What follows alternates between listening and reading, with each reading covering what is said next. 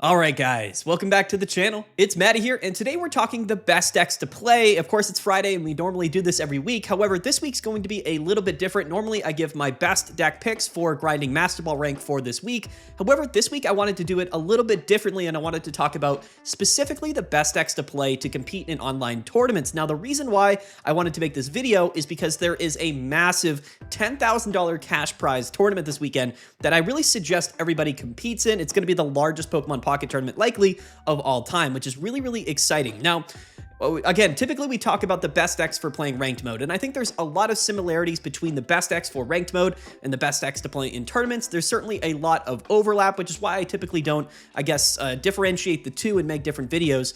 But in this video, I wanted to talk specifically about the best decks to play when you're competing in tournaments, because again, there's this massive tournament that starts tomorrow. So a link for this tournament will be down in the description below, but this tournament is going to be hosted by none other than Days, who hosts the largest weekly tournament series, and it is sponsored by Grails.gg. It is the Grails GG Pocket Royale, $10,000 in cash prizes, and there's a bunch of featured creators who are going to be working on this tournament, maybe casting, things like that. Tons of information here on Limitless, but again, signups are open right now. $10,000 of cash prizes, absolutely incredible, and I just think that it's going to be a great opportunity for the Pokemon Pocket community, but also anybody that's looking to compete and realistically see what they can do in a competitive setting for Pokemon Pocket. Okay.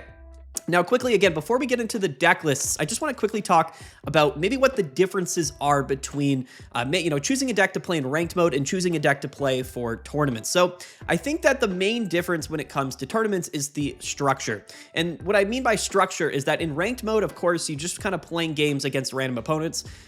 Turn after turn, it is, a single game. It's random who goes first, who goes second, meaning it's best of one. It's not best of three. And again, there's a large sample size, not only of players, but of deck lists that you're probably going to face in Master Ball rank, which really kind of opens things up a lot when you're playing ranked battles and you're kind of choosing a deck to play in ranked mode. Tournaments are a little bit different because you have all of day one, which is comprised of Swiss rounds, which means it's somewhat random opponents throughout the first, 8, 9, 10 rounds or whatever it is of Swiss games.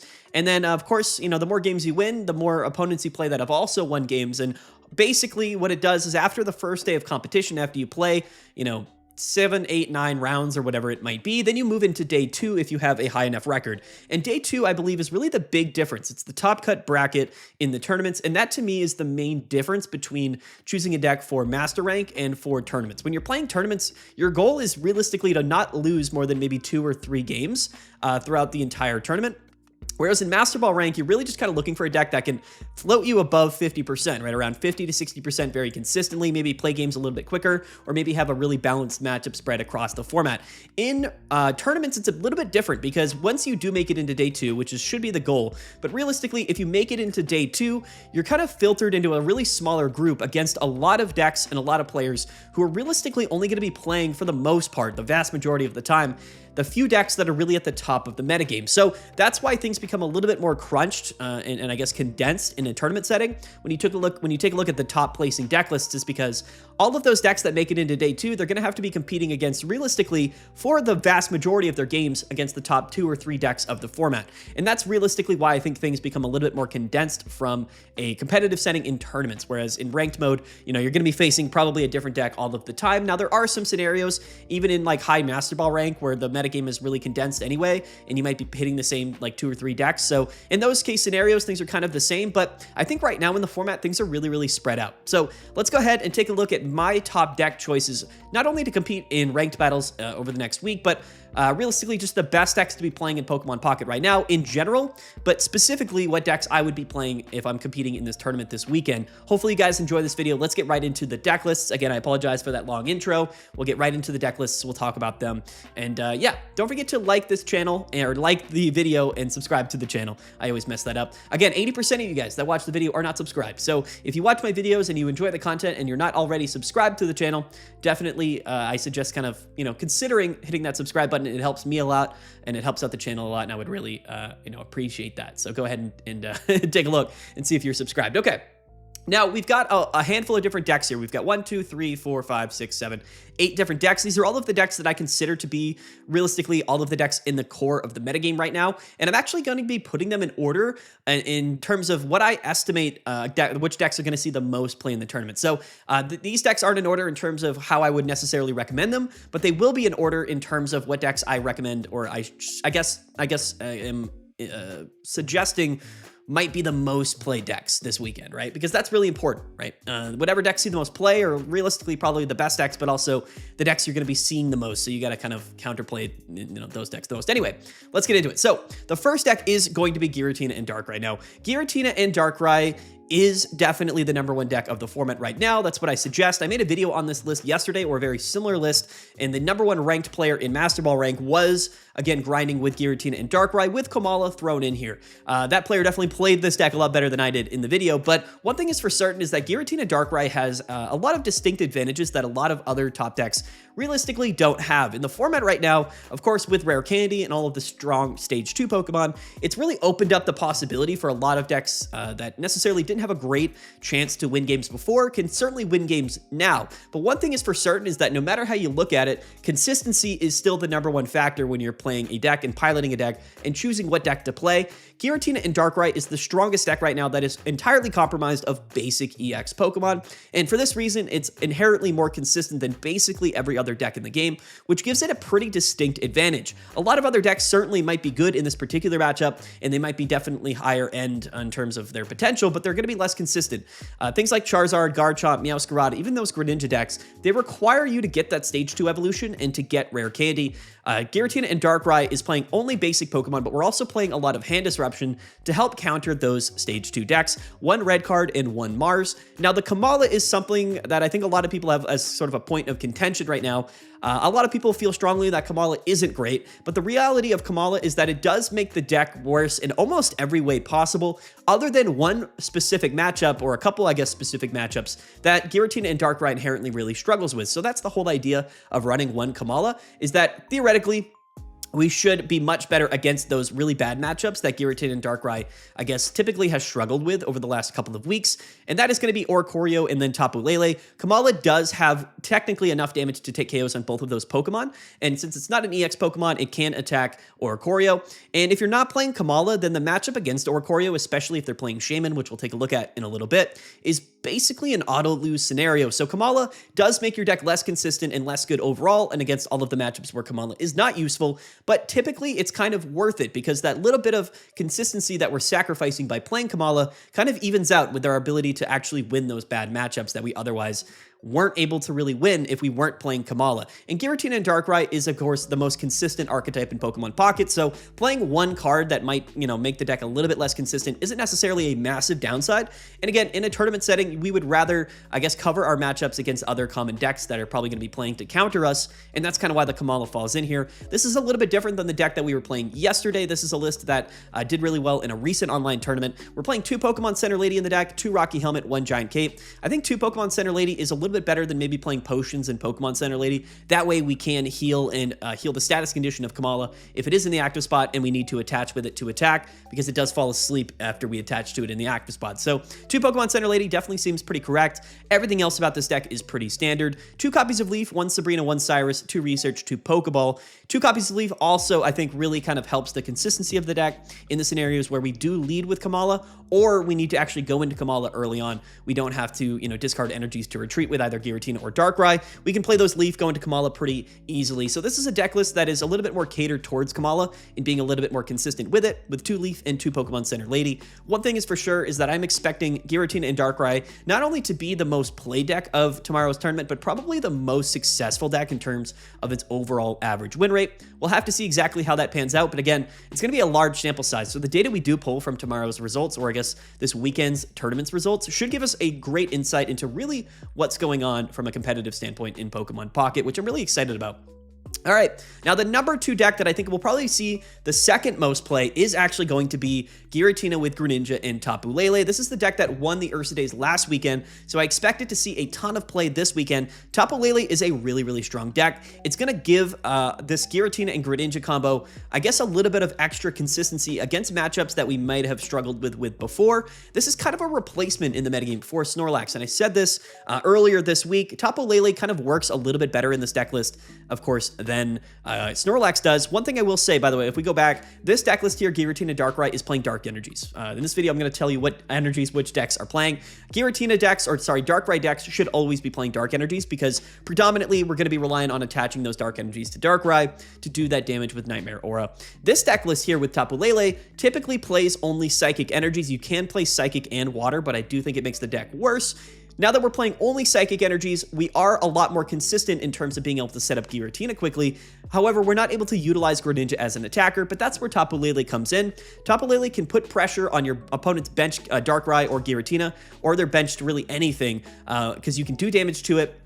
20 damage per energy that's attached to that Pokemon, but we can target the bench. And that is really relevant. We can also hit Oricorios for 40 damage, plus the Greninja damage. This deck list is realistically all about setting up our Giratina early, hopefully evolving into our Greninja early, and then basically whittling down our opponent's bench Pokemon that they might be setting up. And then, of course, what we can do is basically just, hit them, whittle them down with Greninja or Tapu Lele, and then play Cyrus, bring them up into the active, and then take the KO with Giratina. That's really what this deck list is all about. Massively consistent. The one downside to this deck is that I do think it struggles against a couple of things, like in particular, that probably aren't going to see that much play. Things like probably Solgaleo being able to KO Tapu Lele really easily and Greninja, but also Garchomp, which can do a lot of damage with Rampardos for only like 1 energy. So it's a little bit awkward in that matchup as well. I do think that Garchomp is fairly good in this matchup, as is Rampardos, but realistically, I think that Tapu Lele fits really well into the metagame. I wouldn't be surprised if it was actually the most played deck this weekend, but also the most successful deck of this weekend. It could win again.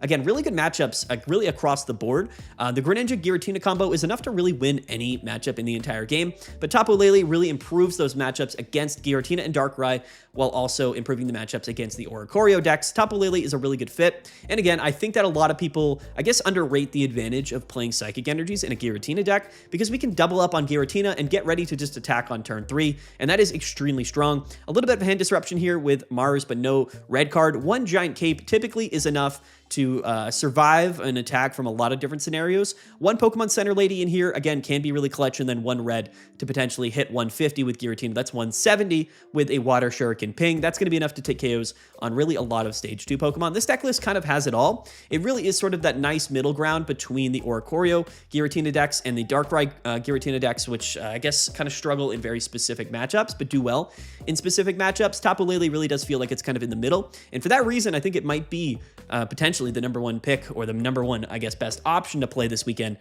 in this large $10,000 tournament. I'm actually really excited to see how well this deck performs.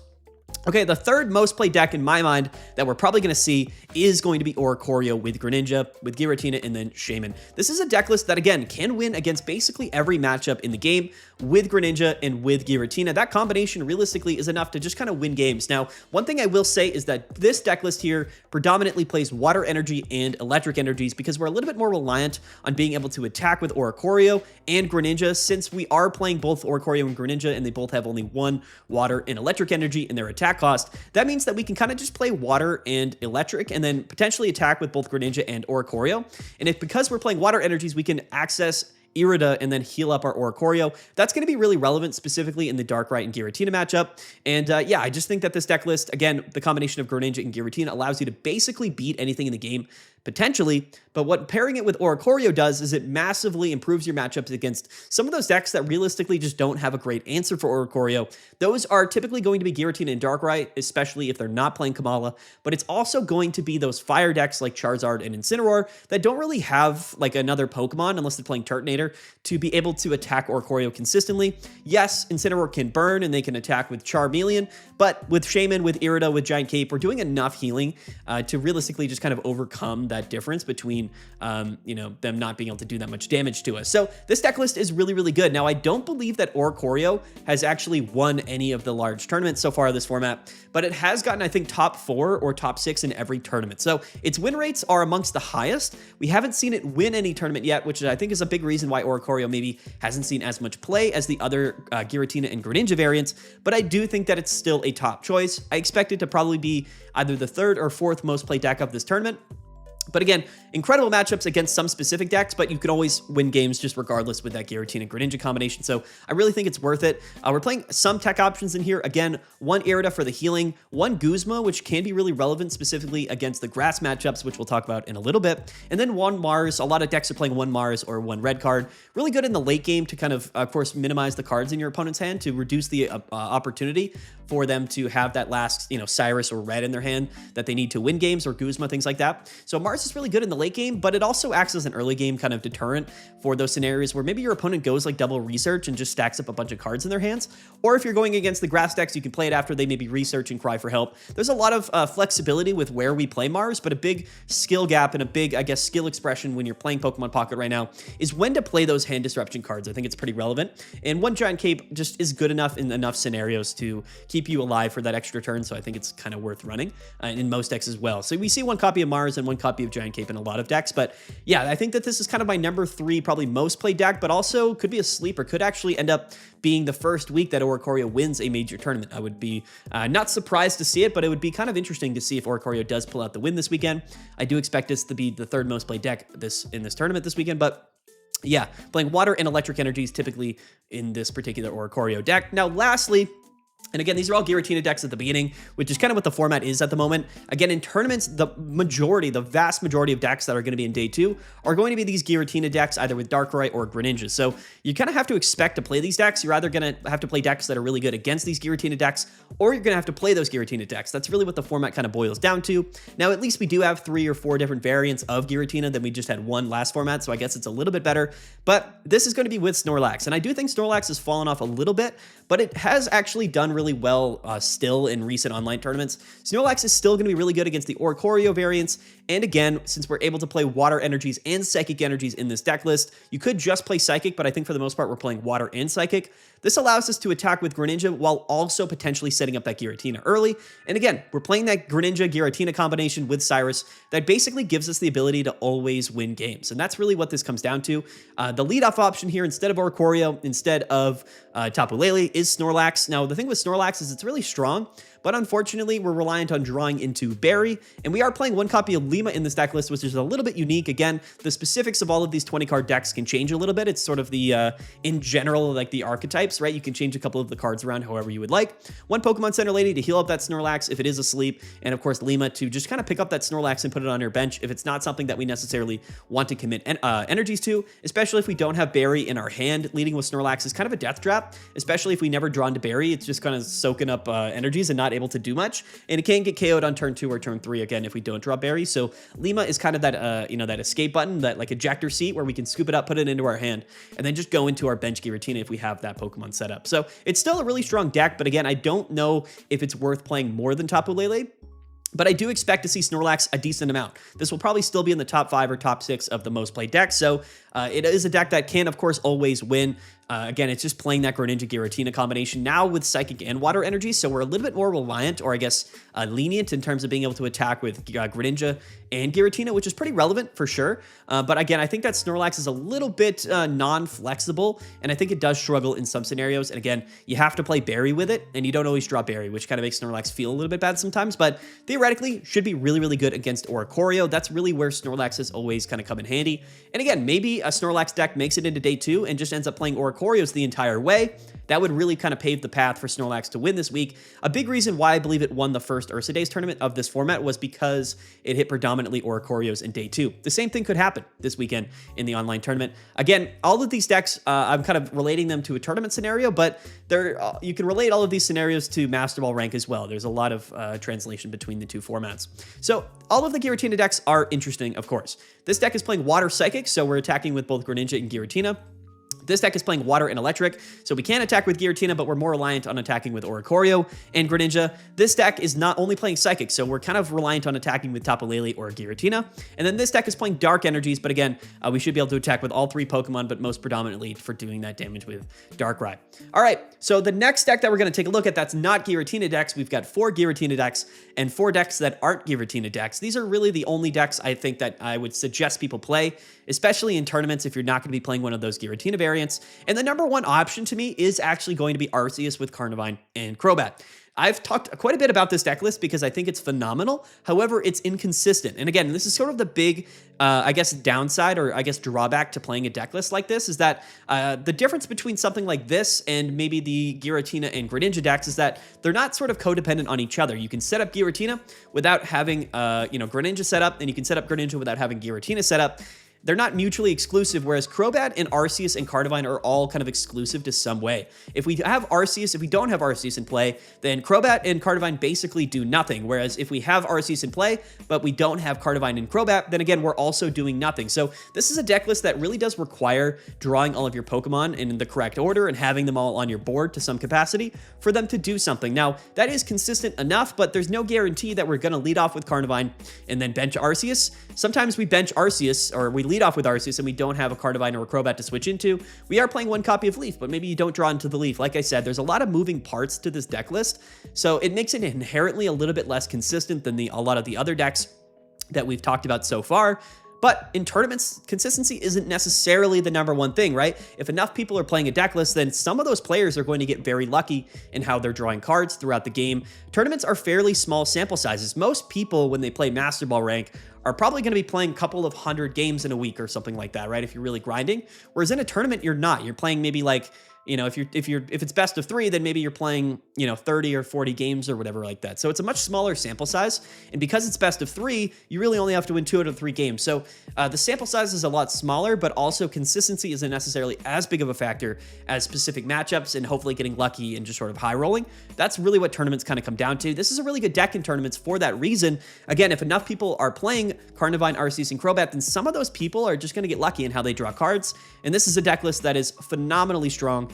Maybe stronger than maybe any other deck in the game if you get all of your cards out early. Let's just say you're going second, you lead with Carnivine, you bench Arceus, you bench a Zubat. You can attack for 50 damage on turn 1 with Carnivine. Next turn, maybe we start attaching to Arceus and we evolve into our Crobat. Now we're doing 80 damage every turn while setting up Arceus on the back line. Incredibly strong in scenarios where we do draw the correct cards. Carnivine's going to be really good against Oricorio, but also the ability to kind of KO a lot of things in the active spot like Tapu Lele for little amounts of energy is certainly really relevant. And again, Arceus does do enough damage when paired with Crobat to KO a lot of Pokemon in the format, including things like Giratina and Darkrai. So a lot of relevancy for this deck list, but again, a lot of moving parts and everything kind of has to line up properly for you. But again, another deck that probably will fall in the top 5 most played decks, and a deck that I really would not be surprised to see it win a tournament. If enough people play it, the odds are in the favor of the archetype because, again, somebody will get lucky and somebody will just kind of high roll their way through the tournament. So very, very strong deck list here. This is a deck that has really high potential, but a little bit low downside in terms of, or high downside in terms of its potential to not, draw well and be very functionable. So there it is, Crobat, Carnivine, and Arceus. We've talked about this deck before. Now let's talk about some of the true stage 2 attacking decks. And I typically rank these a bit lower, mainly because I think that the best decks of the format are realistically the best sort of basic EX Pokemon attackers like Giratina, like Darkrai, because you're always going to get them out, right? You don't have to worry about evolving them, so they're always available to attack. And then sort of the support Pokemon that pair with them, things like Crobat, things like Greninja are the stage 2 Pokemon. So you're less reliant on attacking with that stage 2 Pokemon, but you're more reliant maybe on just having them as sort of a supportive option. But even if you don't get the rare candy combo out, you can still attack early enough. And that's really the upside to a lot of these Giratina and Darkrai decks and Arceus decks, is that no matter what, you're probably going to get your basic EX Pokemon out and you don't have to worry about evolving. And I think that's inherently an upside in terms of how consistency works. But anyway, the 3 decks that are left in this video are all stage 2 Pokemon that are actually primary attacking options, which again, does make these decks a little bit less consistent. If we don't get rare candy, if we don't get those stage 2 Pokemon out, we literally can't attack because those are the Pokemon that we're using to attack. Inherently makes the decks a little bit less consistent, but all three of these decks I think are actually fairly well positioned in the format, so I do think that they're also really good choices. Now, I would be surprised if any of these three decks end up winning the tournament, but they are kind of the dark horse picks. They're probably going to be somewhere outside of the top 5 most played decks, but certainly do have potential to make day 2 and win tournaments. The first one's going to be Grass. Now, the most played Grass deck right now is Meowscarada. Meowscarada can bypass a little bit of that inconsistency that we talked about by having the Cry for Help Sprigatito, which of course does allow us to find grass Pokemon and put them into our hand. However, as we've seen a lot of hand disruption in the format, going first, this deck also feels bad because all of our Pokemon attack for 2 energies, which means if we're going first, even if we are able to evolve, we can't actually attack until our 3rd turn, and that does feel quite bad. So Sprigatito, Meowscarada, with, of course, paired with Decidueye, which is the most common way that we're playing grass right now, is very, very strong. And of course, with Leaf Cape, with Erica's, it's a ton of healing. Meowscarada can go to 170 HP with Leaf Cape and hit for 130. Grass decks inherently are really good against Giratina and Darkrai, but because we're playing non-EX Pokemon that can attack, we're actually good against Oricorio as well. So the position of this deck in the metagame is actually quite good. However, I would say that its inconsistency is really the main issue with this particular deck list. And like I said, if you get hit with an early Mars or an early red card, that really kind of disrupts your flow, and then you kind of have to get lucky to draw into the right Pokemon.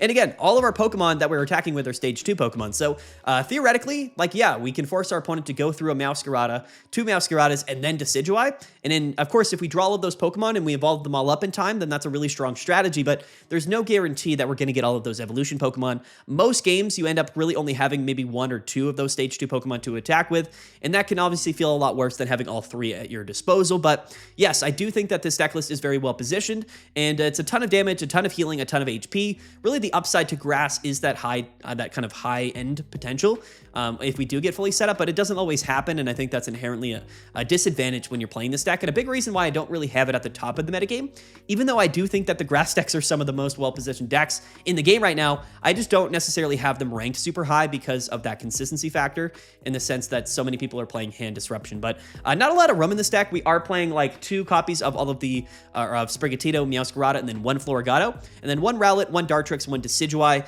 1 Pokemon Communication. So this allows us to kind of bypass rare candy if need be. But again, if we're going first, it just feels bad because we can't attack with either Decidueye or Meowscarada until our 3rd turn.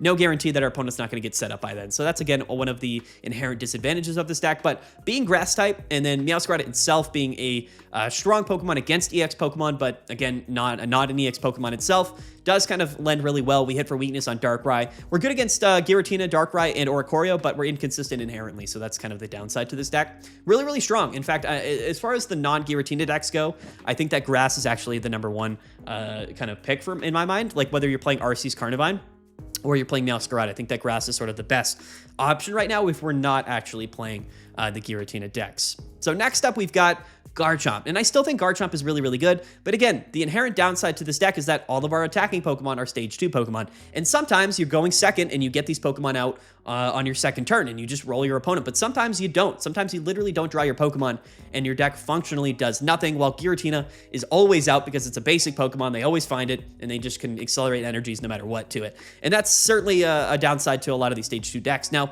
the difference with Garchomp is that, and Rampardos, is that unlike Meowscarada, we can actually attack for 1 energy on both of our Pokemon. So we're not actually, I guess, that bad going first. In fact, sometimes we would prefer to go first, which is really interesting. That's something that the Grass decks don't have going for it. We are a Fossil deck, which means we're guaranteed to lead off with Gibble, and we can play things like Lele and Giant Cape to, again, have a lot of HP, do a lot of healing. Going to be really good in some scenarios. 1 Iono that a lot of people play to find their fossils. I've said this a lot of times. I don't love Iono, but in Fossil decks, it is sort of a justification as to why we would play it. Even though I don't think Iono is a great card, it can be really useful to get that Fossil down. If you don't find a Fossil early, you're probably going to lose the game. Rampardos is really, really useful for this deck.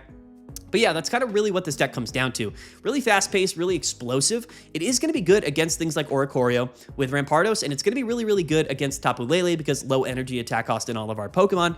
But other than that, I think we kind of struggle, again, against a lot of the other matchups. Darkrai and Giratina, more consistent, can live an attack and then kind of KO, so it's pretty good in that scenario. Also, Grass, we're weak to Grass, so the Grass decks inherently have an advantage against us as well, so that's something to keep in mind. But Garchomp is certainly really well positioned, especially in a format where Tapu Lele Lele is becoming increasingly more popular. So I actually do like Garchomp a lot. And in fact, I don't necessarily think it has a great chance to win this weekend. But again, if you're talking about decks that aren't Giratina decks, then it's kind of up there. And again, we're kind of limited for options, right? So again, all of these stage 2 attacking Pokemon decks are inherently a little bit less consistent, but a lot more explosive in their potential. Less people are going to play these decks because they've been doing less well in the last couple of weeks of online tournaments, but that doesn't mean they're not great picks. And again, you can get a little bit lucky as the tournament goes on.